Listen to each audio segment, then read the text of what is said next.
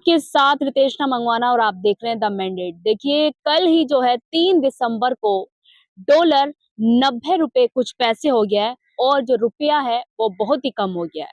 हालांकि जो नीति आयोग के पूर्व वाइस चेयरमैन हैं राजीव कुमार, वो कह रहे हैं कि रुपये का घटना अर्थव्यवस्था के लिए काफी अच्छा है। इससे नौजवानों को नौकरियां मिलेगी और जो बाहर के देश हैं वो यहाँ पर निवेश करेंगे। तो कितना अच्छा है, क्योंकि लगातार जो विपक्ष है वो सवाल उठाता रहा है कि सरकार बोलती थी जब डॉलर हमारे समय में 60-65 हुआ करता तो बहुत ज्यादा हो गया है, ये रुपया गिरता जा रहा है और आज कहीं ना कहीं रुपए की हालत तमाम देशों के बीच जो है वो काफी चरमरा गई। तो हमारे साथ इसी मुद्दे बातचीत करने के लिए कांग्रेस के नेता है, सीधा इनसे जुड़ेंगे। सर क्या कहना चाहेंगे आप डॉलर को लेकर?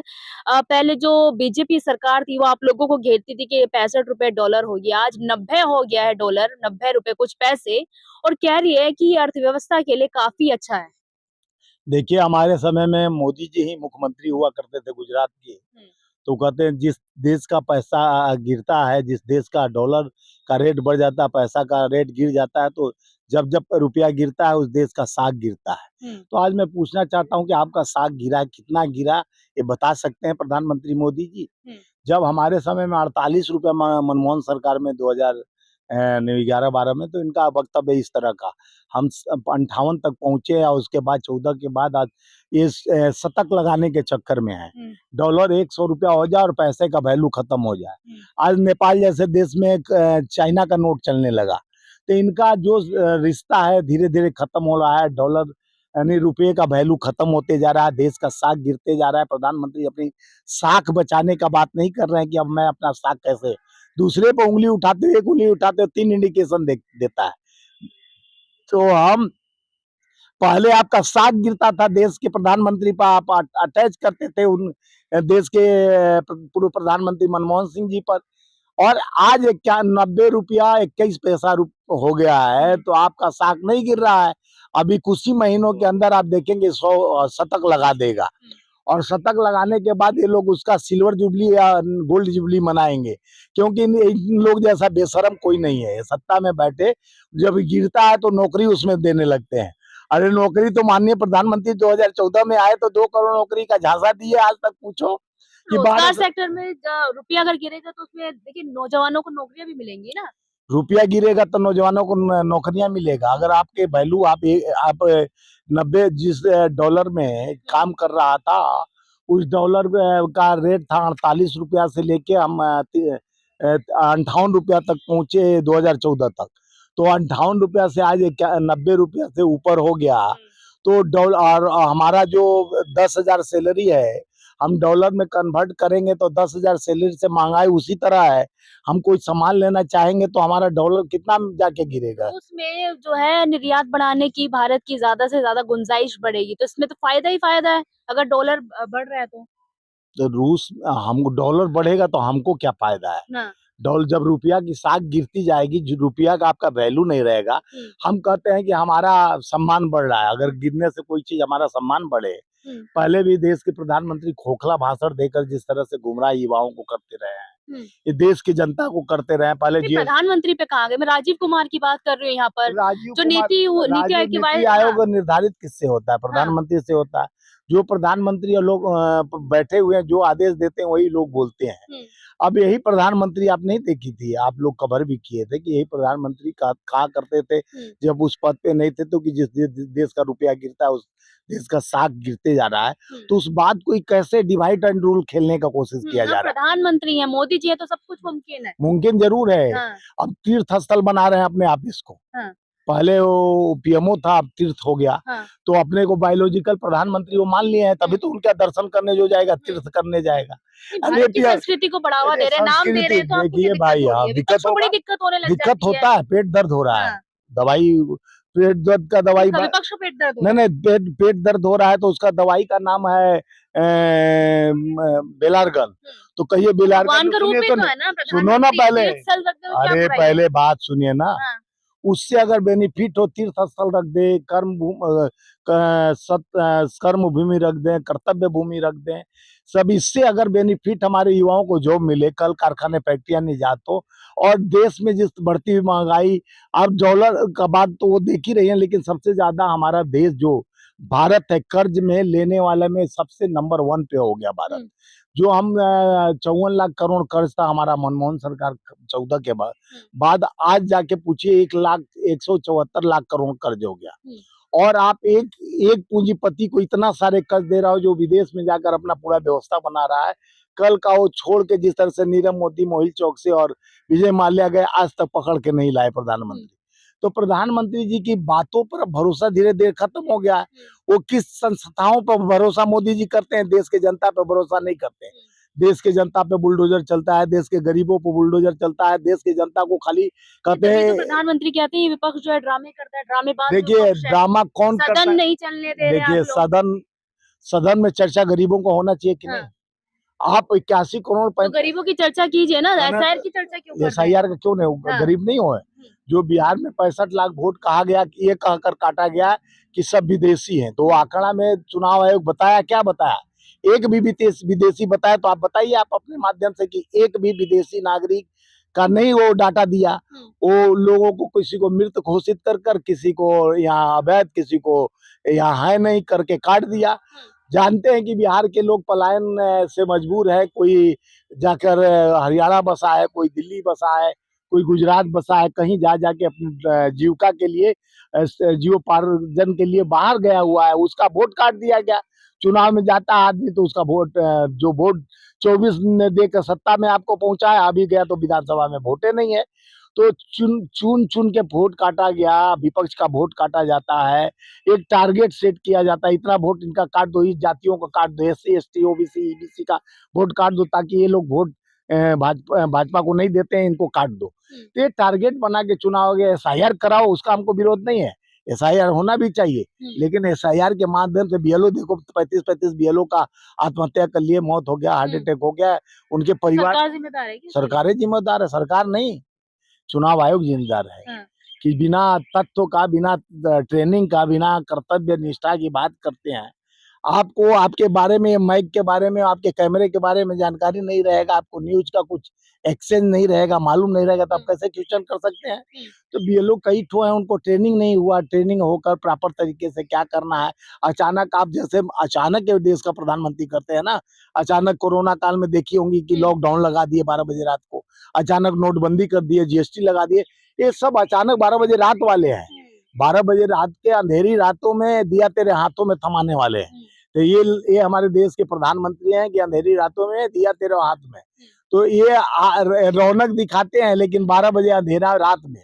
तो देश के प्रधानमंत्री जिस तरह से आज देश की स्थिति खड़ा कर दिए, कोई, अब जैसे देखिए, आप पहले देखे होंगे, चाहे अटल जी रहे होंगे, चाहे VP सिंह रहे होंगे, चाहे NK प्रकाश, जो भी, नेहरू से लेके आज तक विपक्ष के लीडर, प्रतिपक्ष लीडर ऑफ अपोजिशन, जो भी विदेश का नेता आता था उनसे मिलने जरूर जाता था। चाहे हम लोग कांग्रेस की सत्ता थी तो अटल बिहारी जी से मिलने जाते थे। हमारे देश का ये रहा है कि भाई देश में जो अतिथि आएगा हम विदेश का, तो हम पक्ष और विपक्ष दोनों का वो बात लेता है और सुनता है, और दोनों से पॉइंट बिहेवियर करता है, और उसको अपने दिमाग में रखता है।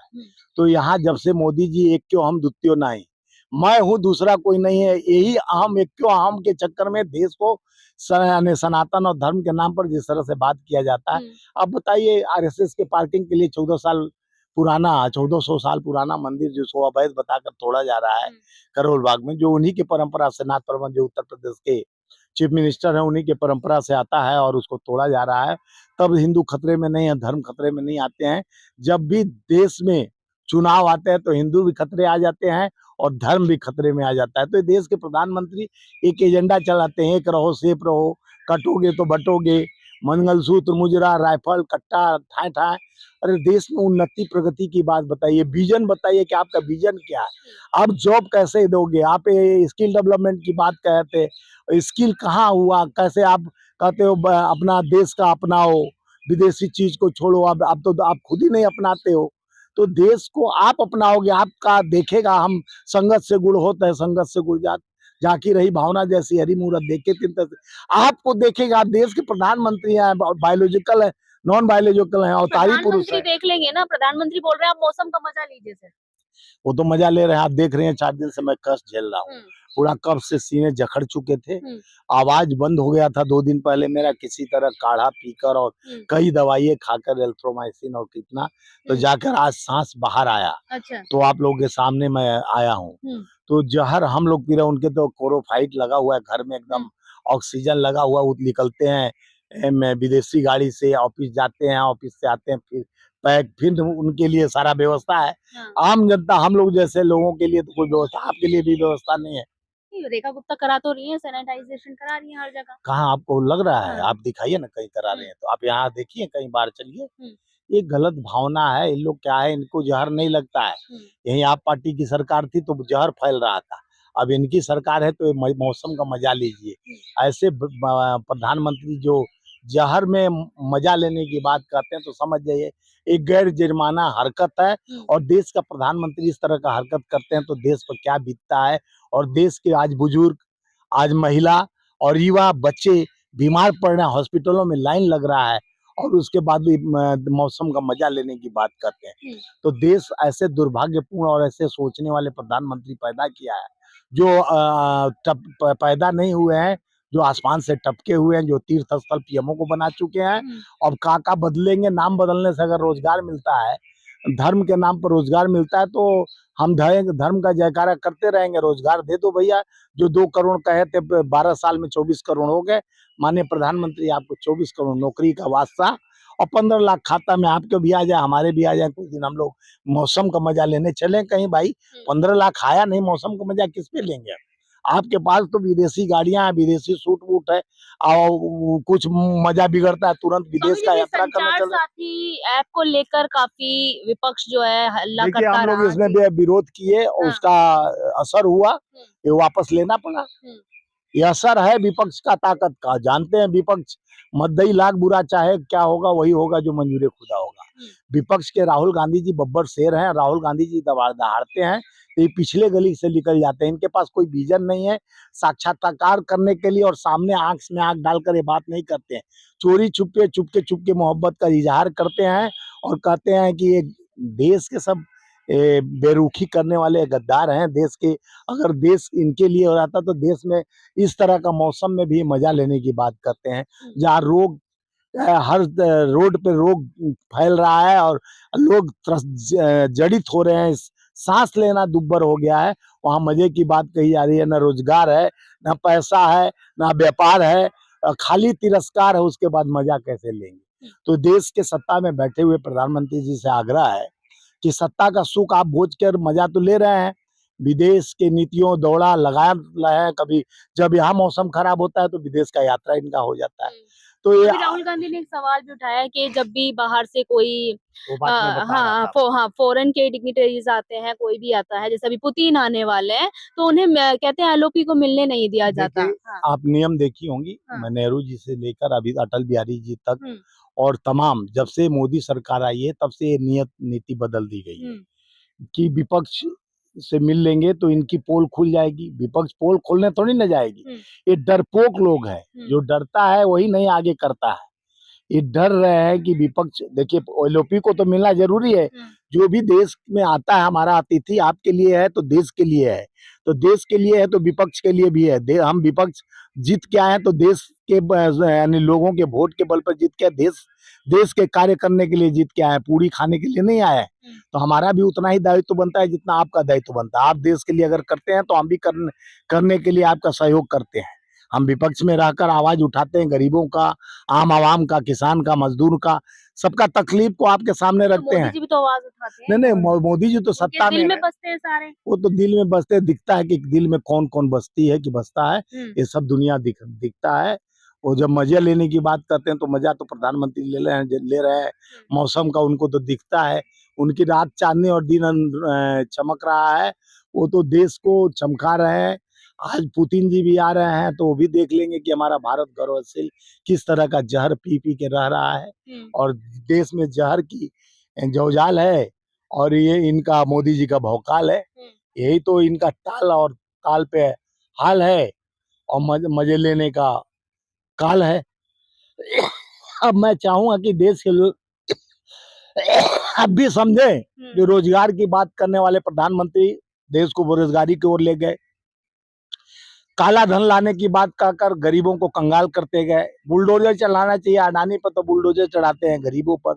जहां सत्ता इनकी आती है, बिहार में 10,000 रुपए खरीदे वोट, अभी वहां पर बुलडोजर चल रही है। कंगना रनौत कह रही है कि राहुल गांधी भी अटल जी बन सकते, बीजेपी ज्वाइन कर लें अभी।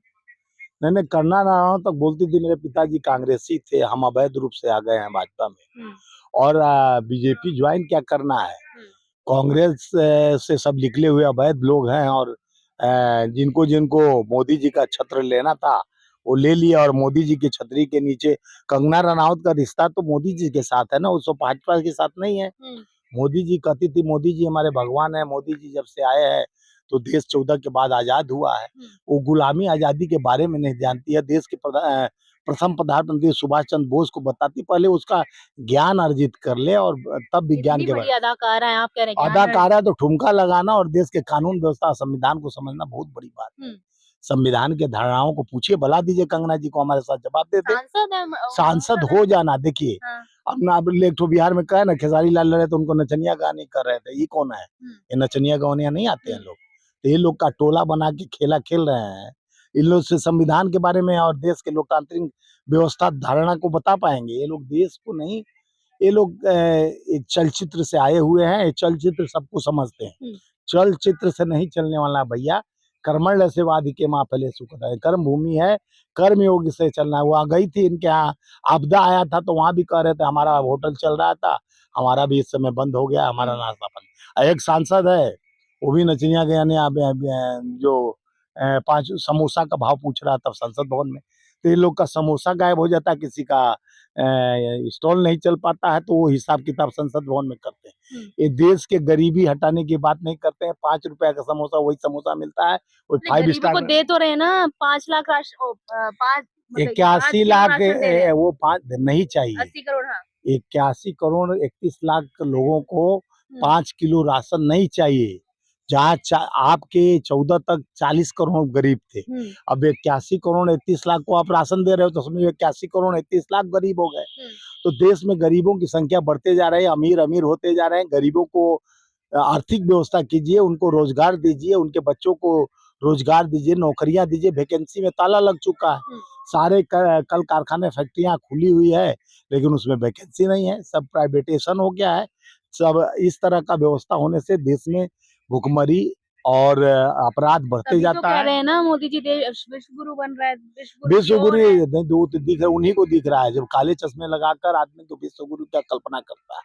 जब देश में बेरोजगारी है, अर्थव्यवस्था की कमर टूट चुकी है, महंगाई कहाँ टूट रही है, डॉलर हो गया, अगर रुपया ज्यादा मतलब कि नीचे हो रहा है तो उससे फायदा ही तो है। यानी आप नीचे गिरते जाओ, आपको नीच प्रवृत्ति में ले जाके आपको नाली में डाल दिया जाए, कहते कि नहीं हम गंगा जल पी रहे हैं, तो अच्छा बात है। आपको अभी चल के मैं बाहर नाली में ढकेल देता हूँ और कहिए कि मैं गंगा जल का रस ले रहा हूँ। अरे किस तरह का बात आप लोग करती है मैडम। जब अब नाली का आपको पिएंगे वो मुफ्त, तो कहेंगे कि नहीं मैं गंगा जल पी रहा हूँ। ऐसा बात कह के लोगों को क्यों चूतिया बनाया जा रहा है। जब पैसे यही प्रधानमंत्री थे ना, मुख्यमंत्री रहते हुए कहते कि जिस देश का पैसा गिरता उस देश का साग गिरता, तो उसी से जब आप पूछिए ना, माननीय प्रधानमंत्री इसका जवाब दे कि अब साग अर्थव्यवस्था को थोड़ी हनन होना है, वो अर्थव्यवस्था का हनन क्यों नहीं होगा। आप सरकार कौन चला रहा है ये बताइए। सरकार लुटेरे चला रहे हैं। अच्छा, जो देश के खून चूस रहे हैं। देश का अर्थव्यवस्था को कहते हैं कि टॉप में जा रहा है। महंगाई तो है ही नहीं है, बस ऐसे ही है। 180 रुपया, अरे 100 रुपया डीजल पेट्रोल, 800-900 रुपया सिलेंडर, ये महंगाई नहीं कहलाता। इन लोग में महंगाई कब होता है, जब 60-65 रुपया का पेट्रोल था, 58 रुपया का डीजल था, 400 रुपया में सिलेंडर था, तब महंगाई था। अब तो महंगाई नहीं है, पहले महंगाई डायन खाती थी, अब महंगाई इनकी भौजाई बन गई है। तो इस तरह की सरकार और सत्ता में बैठे झूठे लोग हैं। इनको नोट गिरता है तो कहते हैं नोट गिर रहा है, हमारा साख बढ़ रहा है। पहले इनका साख गिरता था जब दूसरी सरकार थी, अब साख बढ़ रहा है। इन लोग गोबर को चमन पराग समझते हैं और गौमूत्र को अमृत। ये ऐसे बुद्धिजीवी लोग हैं कि देश को कहाँ ले जाके गिराएंगे। अब देश के लोग को समझना है कि आगे इनकी समझदारी को अपने ध्यान में रखते हुए और सोचे समझे और सत्य और साहस से इनका सामना करें। चलिए बहुत बहुत शुक्रिया बातचीत करने के लिए। तो रुपए के मुकाबले डॉलर बढ़ता जा रहा है और रुपया गिरता जा रहा है, और इसको लेकर राजीव कुमार जो नीति आयोग के पूर्व वाइस चेयरमैन है, वो कह रहे हैं कि ये अर्थव्यवस्था के लिए अच्छा है, इससे काफी जो है भारत को फायदा होगा, भारत में लोग निवेश करेंगे और कहीं ना कहीं युवाओं को नौकरियां मिलने के भी चांसेस ज्यादा रहेंगे। तो आपको क्या लगता है कि वाकई में डॉलर का बढ़ना, रुपये का गिरना अर्थव्यवस्था के लिए सही है, अच्छा है, जैसा कि राजीव कुमार जी कह रहे हैं? तो हमें कमेंट करके जरूर बताएं। बाकी खबरों के लिए आप देखते रहिए द मैंडेट।